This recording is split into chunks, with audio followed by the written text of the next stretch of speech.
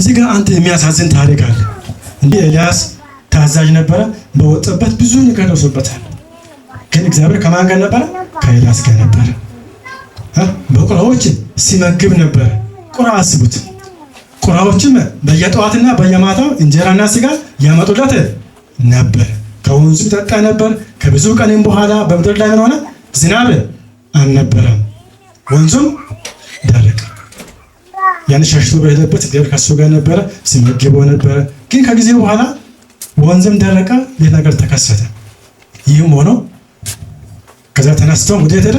ሰራፕታ ሄደ። ወደ ከተማይቱ በር በደረሰ ጊዜ አንዲት ባልቴት በዛ እንጨት ትለቅም ነበረ። እርሱም ጠርቶ ምን አላት? የሚጠጣው ጥቂት ውሃ በጽዋ ታመጭልኝ ዘንድ እለምንሻለሁ አላት። እሷም እኮ የእሷን ውስጥ ያላወቀ በጣም ይገርመኛል። በምን ችግር ላይ እንዳለ ያላወቀ አንዳንዴ እኮ ያሳይ በጣም ያጣ ሰው ድሃ ሰው ደግሞ ድሃ ሰው ጋር ሲሄድ ምን ያክሽ ለራሱ የለም ሀቷል ሄዶን ደግሞ እዛ ምንም ነገር የለም። ምን ጭንቀት ነው አይደል? መጀመሪያ ውሃ ነበረ የጠየቃት። እሱም በቃ ውሃ አጥቶ ነው፣ ወንዙ ደረቀ፣ የሚጠጣው ነገር የለም። እንደዚህ መለመን ጀመር። በዚህ አልቀረም። ሌላ ምን አለ? ቁራሽ እንጀራ በእጅሽ ይዘሽ ትመጪ ዘንድ እለምንሻለሁ አላት።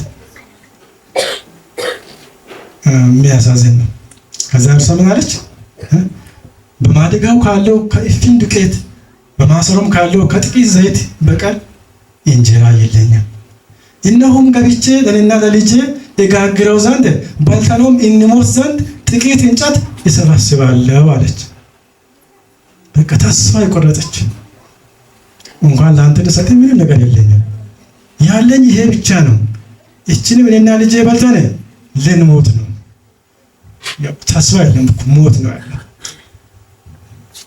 ዛሬስ እኛ እንዴት እንጨነቃለን? የተኛው ነገር ነው እንዲህ የሚረብሸን? እንዴት ነው የምኖረው? በዚህ እንዴት አሳልፋለሁ? በዚህ ኑሮ እንዴት ነው የምኖረው? እንዴት ሆናለሁ? የት ሄዳለሁ? ይህችንማ እንዲህ አደርጋለሁ፣ ይህን ካረክ በኋላ ይህን ከባለው በኋላ ነገስ ምን ይበላለሁ? ይሆናል፣ እንጨነቅ ይሆናል። ግን እግዚአብሔር ከኛ ጋር ነው ያለው። ከዛ ኤልያስ ምን አላት? አትብሪ፣ ይልቅስ ሄደሽ እንዳልሽው አድርጊ። እንደውም ከዛ ምን አለ? አስቀድመሽ ግን ከዱቄቱ ለእኔ ታናሽ እንጎቻ አድርገሽ አምጪልኝ።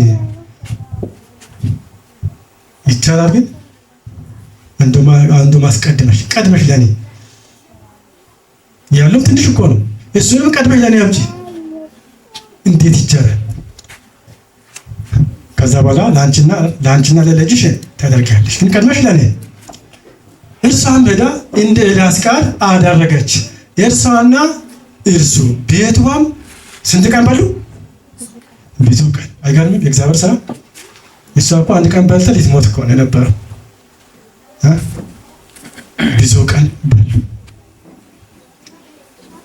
በኤልያስም እጅ እንደተናገረው እንደ እግዚአብሔር ቃል ዱቄቱ ከማድጋው አልተጨረሰም፣ ዘይቱን ከማሰሮ አልጎደለም። እግዚአብሔር ይመስገን። እግዚአብሔር ይባርካል።